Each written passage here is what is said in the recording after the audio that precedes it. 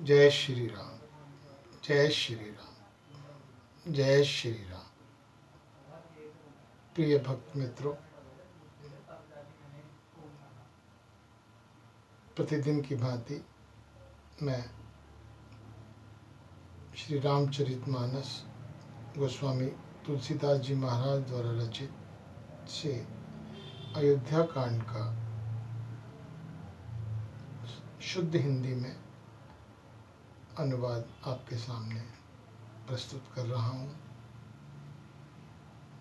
आज से पहले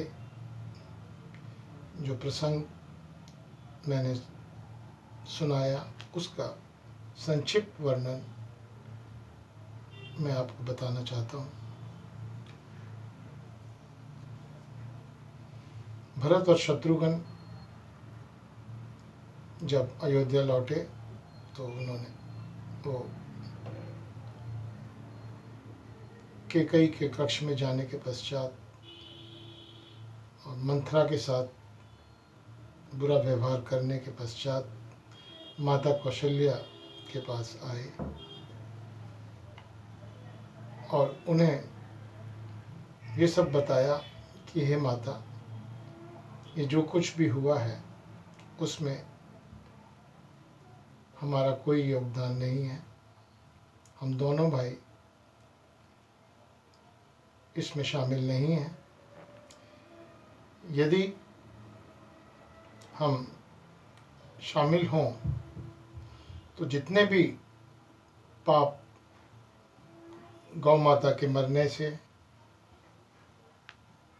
माता पिता और पुत्र के मारने से होते हैं, बालक की हत्या करने से होते हैं, मित्र और राजा को जहर देने से होते हैं, वे सब पाप हमें लगें और इस कार्य में हमारा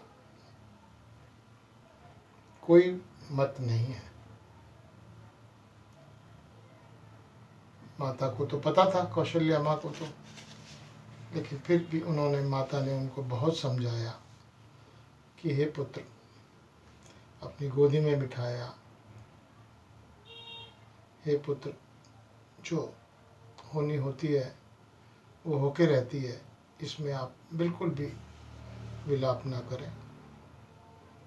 अब उसके आगे की कथा मैं आपके सामने पेश करता हूँ। लोभी लपट लोचुप चारा, जे ताकहीं पर निधुन परदारा, पावो मैं तिनके गति घोरा, जो जननी यहु संगत मोरा। जो लोभी लपट लालचियों का आचरण करने वाले हैं, जो पराये धन और पराई स्त्री की ताक में रहते हैं, हे जननी, यदि इस काम में मेरी कोई भी सम्मति हो तो मैं उसकी भयानक गति को पाऊँ।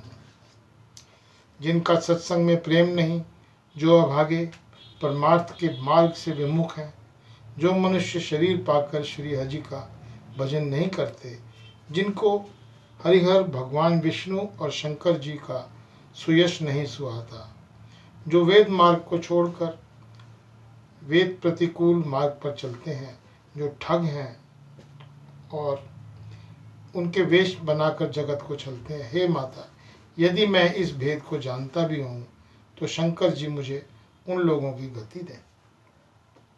माता कौशल्या जी भरत के स्वाभाविक ही सच्चे और सरल वचनों को सुनकर कहने लगी, हे तात, तुम तो मन, वचन और शरीर से सदा ही श्री रामचंद्र जी के प्यारे हो। श्री राम तुम्हारे प्राणों से भी बढ़कर प्राण प्रिय हैं और तुम भी रघुनाथ जी के प्राणों के से भी अधिक प्यारे हो।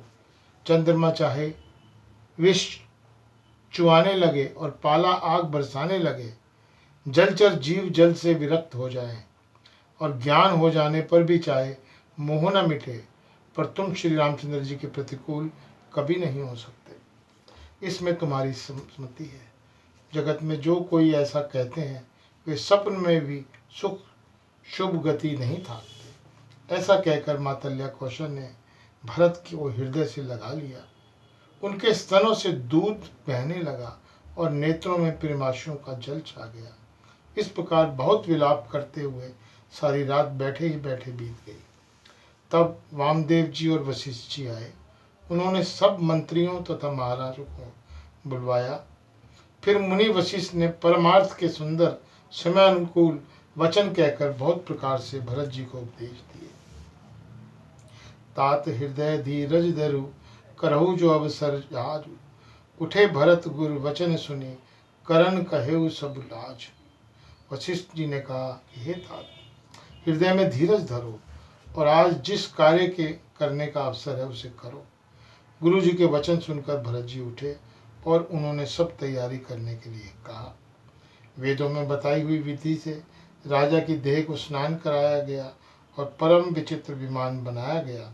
भरत जी ने सब माताओं को चरण पकड़ कर रखा, अर्थात प्रार्थना करके उनको सती होने से रोक लिया। वे रानियां भी श्री राम के दर्शन की अभिलाषा में रह गईं।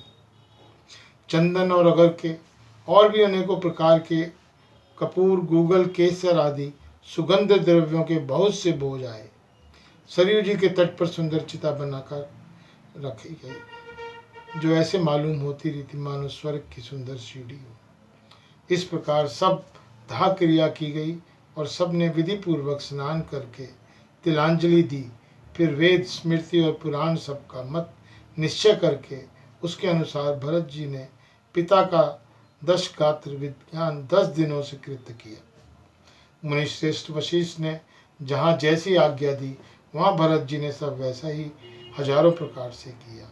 शुद्ध हो जाने पर विधिपूर्वक सब दान दिए। गौए तथा घोड़े आदि अनेक प्रकार के सवारी, सिंहासन, गहने, कपड़े, अन्न, पृथ्वी, धन और मकान भरत जी ने दिए। भूदेव ब्राह्मण दान पाकर परिपूर्ण काम हो गए, अर्थात उनकी सारी मनोकामनाएं पूरी हुई, अच्छा तरह से पूरी हुई। पिताजी के लिए भरत जी ने जैसी करनी की वह लाखों मुखों से भी वर्णन नहीं की जाती। तब शुभ दिन शोध कर श्रेष्ठ मुनि वशिष्ठ जी आए और उन्होंने मंत्रियों तथा सब महाजनों को बुलवाया। सब लोग राजसभा में जाकर बैठ गए। तब मुनि ने भरत जी तथा शत्रुघ्न दोनों भाइयों को बुलवा भेजा। भरत जी को वशिष्ठ जी ने अपने पास बैठा लिया और नीति तथा धर्म से भरे हुए वचन कहे। पहले तो कैकेयी ने जैसी कुटिल करनी की थी, श्रेष्ठ मुनि ने वह सारी कथा कही।